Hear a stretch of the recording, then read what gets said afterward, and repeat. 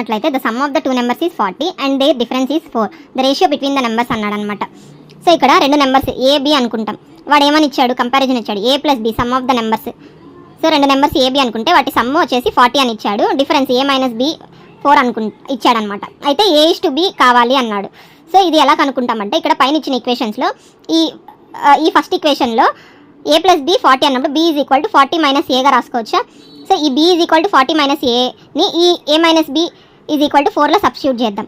So A minus B is equal to 40 minus A కదా, is equal to 4. So A minus 40 minus of minus plus A is equal to 4.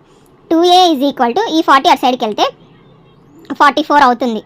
So A is equal to 22 అనమాట. So A is equal to 22 వచ్చింది. B ఎంత అవుతుంది మనకి, 40 minus 22, answer అనేది 18 వస్తుంది అనమాట B. So ఇక్కడ మనకి ఏ ఇస్ టు బి కావాలి అనుకుంటే 22/18, 2 11s 2 9s అనమాట. సో ఆన్సర్ వచ్చేసి 11:9 అనేది ఆన్సర్ వస్తుంది ఇక్కడ.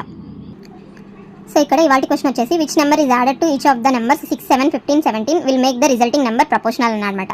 సో ఈ ప్రాబ్లం అనేది మీరు సాల్వ్ చేసి ఆన్సర్ అనేది నా కమెంట్ సెక్షన్లో మెన్షన్ చేయండి. రేపటి వీడియోలో ఆన్సర్ అనేది ఎక్స్ప్లెయిన్ చేస్తాను.